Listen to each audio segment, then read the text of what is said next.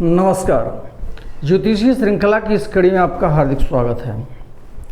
आइए अब हम मिथुन लग्न की कुंडली के विश्लेषण में सहायक सिद्ध होने वाले कुछ महत्वपूर्ण ज्योतिषीय सूत्रों का अध्ययन करते हैं। यदि मिथुन लग्न हो और सूर्य एवं बुध सिंह राशिगत होकर तृतीय भाव में स्थित हों तो बुध योग फल देने वाला होता है तथा उसकी दशा अच्छी मानी जाती है। क्या कहा जा रहा है? मिथुन लग्न की कुंडली में सूर्य एवं बुध तृतीय भाव में सिंह राशि में बैठे हों तो इस स्थिति में बुध की महादशा योग फल प्रदान करने वाली होती है, अर्थात बुध की दशा में जातक को अच्छे फल की प्राप्ति होती है। अब सूर्य और बुध की युति को बुधादित्य योग कहा जाता है, जो बहुत ही अच्छा होता है, अच्छा फल देने वाला होता है, उत्तम फल देता है। और लग्नेश और तृतीयेश, लग्नेश बुध और तृतीयेश सूर्य, इन दोनों की युति को भी अच्छा कहा गया है।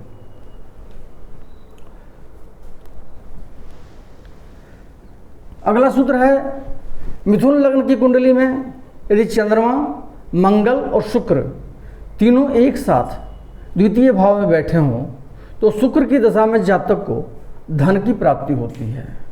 मिथुन लग्न की कुंडली हो और चंद्रमा, धनेश चंद्रमा, आयेश मंगल और पंचमेश शुक्र, ये तीनों एक साथ द्वितीय भाव में धन स्थान में स्थित हो तो ऐसी स्थिति में शुक्र की महादशा में जातक को धन की प्राप्ति होती है,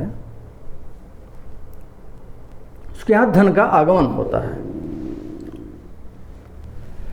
यदि मिथुन लग्न हो और कर्क राशि में द्वितीय भाव में मंगल बैठा हो तथा चंद्रमा एवं शनि मकर राशि में अष्टम भाव में स्थित हो तो शनि की दशा में जातक को मिश्रित फल होता है, अर्थात इष्ट फल भी होता है और अनिष्ट फल भी होता है। परंतु मंगल की दशा में धनागम अवश्य होता है। क्या कहा जा रहा है कि यदि मिथुन लग्न की कुंडली हो और द्वितीय भाव में अर्थात कर्क राशि में मंगल बैठा हो और अष्टम भाव में चंद्रमा और शनि बैठे हो, चंद्रमा और शनि मकर राशि में होकर के अष्टम भाव में बैठे हों तो ऐसी स्थिति में जातक के लिए यह स्थिति मिश्रित फल प्रदान करने वाली होती है। कुछ इष्ट फल की प्राप्ति होती है और कुछ अनिष्ट फल की ही प्राप्ति होती है। परंतु मंगल की दशा में जातक को धन की प्राप्ति अवश्य होगी, इसको हम एकदम निर्विरोध कह सकते हैं।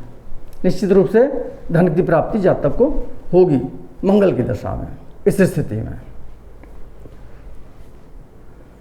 अगला सूत्र है, मिथुन लग्न की कुंडली में यदि मंगल और शनि द्वितीयस्थ हो तथा चंद्रमा अष्टम भाव में स्थित हो तो शनि और मंगल की परस्पर दशा अंतर्दशा में जातक के धन का नाश होता है एवं जायदाद नष्ट होती है, किंतु थोड़ा साधन रह जाता है जिससे वह जीविकोपार्जन कर सके।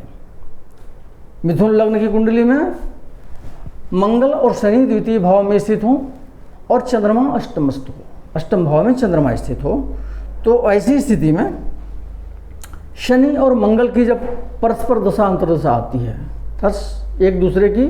एक की दशा दूसरे की अंतर्दशा आती है जब भी, तो वैसी स्थिति में जातक के धन का नाश होता है और उसकी जायदाद नष्ट हो जाती है, संपत्ति नष्ट होती है, परंतु कुछ साधन बच जाता है जिसके कारण वह जीविकोपार्जन अपना कर सकता है।